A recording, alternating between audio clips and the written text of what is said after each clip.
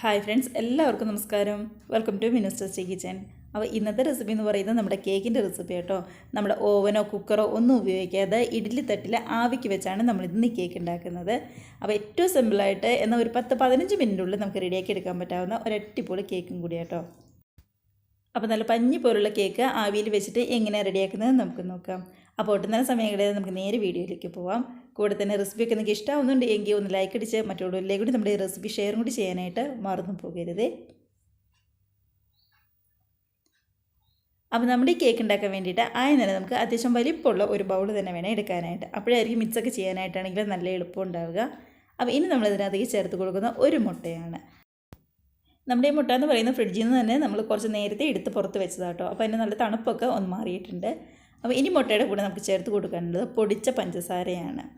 അപ്പോൾ ഞാൻ ഇവിടെ ഒരു 1/4 കപ്പ് നിറച്ച് പൊടിച്ച പഞ്ചസാര എടുത്തിട്ടുണ്ട്. അപ്പം മധുരം ഏകദേശം കറക്റ്റായിരിക്കും. ഒരുപാട് മധുരം ഉണ്ടാവില്ല, എന്നാൽ തീരെ കുറവും മധുരം ഉണ്ടാവില്ല. ഒരു 1/4 കപ്പ് പൊടിച്ച പഞ്ചസാരയാണ്, പൊടിക്കാത്ത പഞ്ചസാരയല്ല. അതും കൂടി നമ്മുടെ മുട്ടയിലേക്ക് ചേർത്ത് കൊടുക്കുന്നുണ്ട്. ഇനി നമുക്ക് ഇതിനകത്തേക്ക് ചേർത്ത് കൊടുക്കേണ്ട നെയ്യാണ്. അപ്പോൾ ഒരേ ഒരു ടേബിൾ സ്പൂൺ നെയ്യ് മാത്രമേ ഞാൻ ചേർത്ത് കൊടുക്കുന്നുള്ളൂ. ഇനിയിപ്പോൾ നെയ്യ്ക്ക് പകരം വേണമെന്നുണ്ടെങ്കിൽ നമ്മുടെ റിഫൈൻഡ് ഓയിൽ ചേർത്ത് കൊടുക്കാം, ഇല്ലാന്നുണ്ടെങ്കിൽ ബട്ടർ ആണെങ്കിലും മെൽറ്റ് ചെയ്ത് ചേർത്ത് കൊടുക്കാവുന്നതേ ഉള്ളൂ. ഇനിയിപ്പോൾ നമ്മൾ ചേർത്തിരിക്കുന്ന 3 ചേരുവയെ നന്നായിട്ട് തന്നെ നമുക്കൊന്ന് ബീറ്റ് ചെയ്തെടുക്കണം. ഒന്നെങ്കിൽ ഇതേപോലൊരു വിസ്ക് വെച്ച്, നമ്മുടെ ഹാൻഡ് വിസ്ക് ഉണ്ടല്ലോ, അത് ഉപയോഗിച്ച് നമുക്കൊന്ന് ബീറ്റ് ചെയ്തെടുക്കാം. അപ്പോൾ കുറച്ച് അധികം നേരം തന്നെ ഒന്ന് ബീറ്റ് ചെയ്യേണ്ടി വരും. ഇല്ലയെന്നുണ്ടെങ്കിൽ ഇതേപോലത്തെ ബീറ്റർ ഉപയോഗിച്ചിട്ട് ബീറ്റ് ചെയ്താലും മതിയാവും. ഇനി ഇത് രണ്ടും ഇല്ലാന്നുണ്ടെങ്കിൽ നമ്മുടെ മിക്സിയുടെ ജാറുണ്ടല്ലോ, അതിനകത്തേക്ക് നമ്മുടെ ഈ 3 ചേരുവയും കൂടി ചേർത്ത് നല്ലതുപോലെ തന്നെ ഒന്ന് ബീറ്റ് ചെയ്തെടുത്താൽ മതിയാവും. അപ്പോൾ മിക്സിയുടെ ജാറിനാണെന്നുണ്ടെങ്കിൽ ഒരു 4-5 മിനിറ്റെങ്കിലും ഒന്ന് ബീറ്റ് ചെയ്തെടുക്കേണ്ടതായിട്ട് വരും. അപ്പോൾ ശരിക്കും നല്ല തിക്കായിട്ട് ബീറ്റാവുന്നത് വരെ നമുക്കിതൊന്ന് ബീറ്റർ ഉപയോഗിച്ച് ബീറ്റ് ചെയ്തെടുക്കാം. ഇനിയിപ്പോൾ നമ്മുടെ മിക്സിയുടെ ജാറിലാണ് നിങ്ങൾ ബീറ്റ് ചെയ്യുന്നതെങ്കിൽ നെയ്ക്ക് പകരം വേണമെന്നുണ്ടെങ്കിൽ നമുക്ക് ഓയിൽ ഉപയോഗിക്കാം, റിഫൈൻഡ് ഓയിൽ. അതൊരു 2 ടേബിൾ സ്പൂൺ വരെ നമുക്ക് ചേർത്ത് കൊടുത്ത് ബീറ്റ് ചെയ്തെടുക്കാവുന്നതേ ഉള്ളൂ. ഇപ്പോൾ നന്നായിട്ട് മിക്സ് ചെയ്ത് വെച്ചിരിക്കുന്ന നമ്മുടെ ഈ മിക്സിലേക്ക് നമ്മളിനി മൈദയാണ് ചേർത്ത് കൊടുക്കുന്നത്. അപ്പോൾ മൈദ എടുത്തിരിക്കുന്നതെന്ന് പറയുന്നത് 1/2 കപ്പ് അളവിലാണ്. നമ്മുടെ 250 ml കപ്പിന് 1/2 കപ്പ് കറക്റ്റ് അളവാണ്.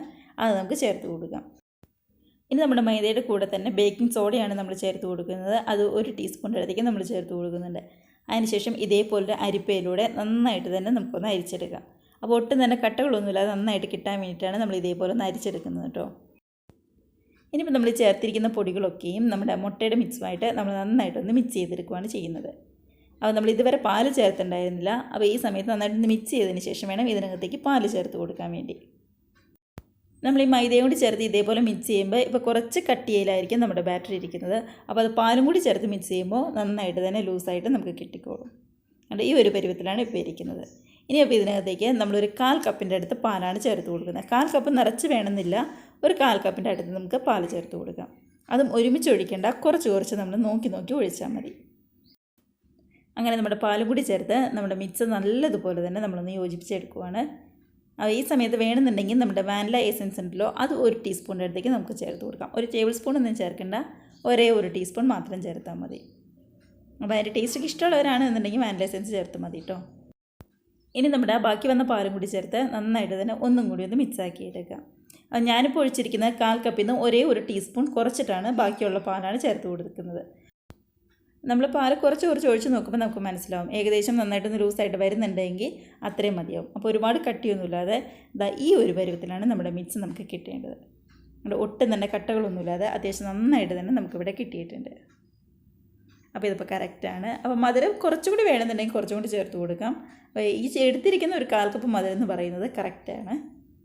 അങ്ങനെ നമ്മുടെ മിക്സൊക്കെ ഇവിടെ റെഡി ആയിട്ടുണ്ട്. അപ്പോൾ ഇനി നമുക്കിത് റെഡിയാക്കാനായിട്ട് തുടങ്ങാം. അപ്പോൾ നമ്മുടെ കേക്ക് ഉണ്ടാക്കാനായിട്ട് ഞാനിവിടെ ഇതേപോലെ ഇഡ്ഡലി തട്ടാട്ടോ എടുത്തിരിക്കുന്നത്. അപ്പോൾ 4 കുഴിയുള്ള ഇഡ്ഡലി തട്ടോ അല്ലാന്നുണ്ടെങ്കിൽ 5 കുഴിയുള്ള ഇഡ്ഡലി തട്ടാണെങ്കിലും നമുക്ക് എടുക്കാം. അല്ലെങ്കിൽ നമ്മുടെ ഇതേപോലൊരു കറിപ്പാത്രം ഉണ്ടല്ലോ, അത് ഉപയോഗിച്ചിട്ടാണെങ്കിലും നമുക്ക് ബേക്ക് ചെയ്തെടുക്കാവുന്നതേ ഉള്ളൂ. ഇനി നമ്മൾ എടുത്തിരിക്കുന്ന ഇഡ്ഡലി തട്ടിലേക്ക് നമ്മൾ എണ്ണയൊന്ന് പറ്റി കൊടുക്കുകയാണ് ചെയ്യുന്നത്. എണ്ണയോ അല്ലെങ്കിൽ നെയ്യാണെങ്കിലും കുഴപ്പമൊന്നും ഉണ്ടാവില്ല. അതിനുശേഷം നമ്മുടെ മിക്സ് നമുക്ക് ഇതിനകത്തേക്ക് കുറച്ച് ഒഴിച്ചു കൊടുക്കാം. അങ്ങനെ നിറച്ച് വടിച്ചൊഴിച്ച് കൊടുക്കണ്ട, കാരണം നന്നായിട്ട് പൊങ്ങി വരുമ്പോൾ ഇല്ലാന്നുണ്ടെങ്കിൽ ഇത് പുറത്തേക്ക് ഇങ്ങ് തൂങ്ങിപ്പോവും. അതുകൊണ്ട് ഒരു 1/4 ഭാഗം അത്രയും മാത്രം മതി. അതിനുശേഷം നന്നായിട്ട് തന്നെ നമുക്കിതൊന്ന് ടാപ്പ് ചെയ്ത് കൊടുക്കാം. ഇതേപോലെ ഒരു 4-5 തവണ ഒന്ന് തട്ടി കൊടുത്താൽ മതി. അങ്ങനെ നമ്മുടെ വെള്ളമൊക്കെ ആണെങ്കിൽ നന്നായിട്ട് തിളച്ച് വന്നിട്ടുണ്ട്. അപ്പോൾ നമ്മുടെ ഇഡ്ഡലി തട്ട് ഈ ആവിയിലേക്ക് അങ്ങ് വെച്ച് കൊടുക്കുവാണ്. ഒരു 10-15 മിനിറ്റെങ്കിലും ശരിക്കും അവിടെ ഇരുന്ന് നന്നായിട്ടൊന്ന് ആവി കയറി വരട്ടെ. ഇപ്പോൾ ഇതാ ഒരു 20 മിനിറ്റൊക്കെ കഴിഞ്ഞു. കണ്ടോ നന്നായിട്ട് തന്നെ പൊങ്ങി വന്നല്ലേ. അപ്പോൾ നമ്മൾ നിറച്ചങ്ങോട്ട് ഒഴിച്ച് കൊടുക്കുമായിരുന്നെങ്കിൽ ഇത് പാകം പുറത്തേക്ക് തൂവിപ്പോയി ഒരു രസമില്ലാണ്ടിരുന്നേനെ. ഇപ്പോൾ കറക്റ്റായിട്ട് നമ്മൾ ഒഴിച്ചുകൊണ്ട് നന്നായിട്ട് തന്നെ വന്നിട്ടുണ്ട്. അപ്പോൾ ഞാൻ ആദ്യം ഒരു 10 മിനിറ്റ് ഫുൾ ഫ്ലെയിമിലും അതേപോലെ തന്നെ ബാക്കിയുള്ളത് ലോ ഫ്ലെയിമിലും വെച്ചിട്ടാണ് ചെയ്തത്. നന്നായിട്ട് ആവി കയറി വന്നപ്പോൾ ഞാനിത് മീഡിയത്തിലേക്കും ലോ ഫ്ലെയിമിലേക്കും അങ്ങ് മാറ്റി കൊടുത്തിട്ടുണ്ടായിരുന്നു. സാധാരണ നമ്മൾ ഇഡ്ഡലി ആവിക്ക് വെക്കില്ലേ അതേപോലെ തന്നെ അത്ര തന്നെ സമയം മതിയാവും. നമ്മുടെ കേക്കിൻ്റെ ഉള്ളൊക്കെ റെഡിയായെന്ന് അറിയാൻ വേണ്ടിയിട്ട് ചെറിയൊരു കത്തിയോ അല്ലാന്നുണ്ടെങ്കിൽ ഇതേപോലെ ചെറിയൊരു സ്റ്റിക്കോ ഉപയോഗിച്ച് ഒന്ന് കുത്തി നോക്കിയാൽ മതി. അപ്പോൾ നന്നായിട്ട് കറക്റ്റായിട്ട് കിട്ടുന്നുണ്ടെങ്കിൽ ഒട്ടും തന്നെ ഒട്ടിപ്പിടിക്കാതെ കിട്ടുന്നുണ്ടെങ്കിൽ നമ്മുടെ കേക്ക് റെഡിയായെന്ന് വേണം മനസ്സിലാക്കാനായിട്ട്. അപ്പോൾ നമുക്ക് ഗ്യാസ് ഓഫ് ചെയ്ത് ഇത് നമുക്ക് പുറത്തേക്ക് ഇറക്കി വയ്ക്കാം. ഇനി പിന്നെ നല്ലതുപോലെ ചൂടൊക്കെ ആറിക്കഴിയുമ്പോൾ നമുക്ക് ഇഡ്ഡലി തട്ടിയിൽ നിന്ന് ഓരോന്നങ്ങ് പുറത്തേക്ക് എടുത്ത് മാറ്റി വയ്ക്കാം. അപ്പോൾ എത്ര തണുത്ത് കഴിഞ്ഞാലും ഇതിങ്ങ് ചുങ്ങി പോകുന്നില്ല കേട്ടോ. ഇതേപോലെ തന്നെ നന്നായിട്ട് തന്നെ വേർതിരുന്നോളൂ.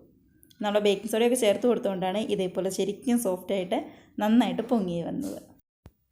അപ്പോൾ കണ്ടല്ലോ, ഏറ്റവും എളുപ്പത്തിൽ നമുക്ക് റെഡിയാക്കി എടുക്കാൻ പറ്റാവുന്ന ആവിയിൽ വെച്ച് നല്ല സൂപ്പർ ടേസ്റ്റിലുള്ള ഒരു കേക്ക് തന്നെയാണ്. നല്ല പഞ്ഞി പോലുള്ള നല്ല സോഫ്റ്റായിട്ടാണ് നമ്മുടെ കേക്ക് ഇരിക്കുന്നത്. അപ്പോൾ എല്ലാവരും ഇതേപോലെ ട്രൈ ചെയ്ത് നോക്കി മറക്കാതെ കമൻസൊക്കെ അറിയിക്കുക.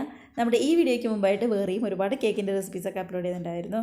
നമ്മുടെ ബീറ്ററോ ഓവനോ ഒന്നുമില്ലാതെ നമ്മുടെ കുക്കർ ഉപയോഗിച്ച് പെട്ടെന്ന് തന്നെ റെഡിയാക്കി എടുക്കാൻ പറ്റാവുന്ന കേക്കുകളൊക്കെ ഉണ്ട് കേട്ടോ. അപ്പോൾ കാണാത്തവരുണ്ടെങ്കിൽ ഒന്ന് കണ്ടു നോക്കിക്കോളൂ. ഞാൻ നമ്മുടെ ഡിസ്ക്രിപ്ഷനിൽ ലിങ്കൊക്കെ കൊടുത്തേക്കാവേ. അപ്പോൾ എല്ലാവരും ട്രൈ ചെയ്ത് നോക്കി കമൻസൊക്കെ അറിയിക്കുക. അതേപോലെ തന്നെ ആദ്യമായിട്ട് നമ്മുടെ ചാനൽ ആരെങ്കിലും കാണുന്നവരുണ്ടെങ്കിൽ വീഡിയോയ്ക്ക് ഇഷ്ടമായിട്ടുണ്ടെങ്കിൽ ഒന്ന് സബ്സ്ക്രൈബ് ചെയ്ത് സപ്പോർട്ടും കൂടി ചെയ്യണം കേട്ടോ. അപ്പോൾ എല്ലാവരും നല്ല ഹാപ്പി ആയിട്ടിരുന്ന് കഴിക്കാം. നമുക്ക് ഇതേപോലുള്ള പുതിയ വീഡിയോസിന് നല്ല അടിപൊളി റെസിപ്പീസൊക്കെ ആയിട്ട് വീണ്ടും കാണാം. അതുവരെ എല്ലാവർക്കും ബൈ.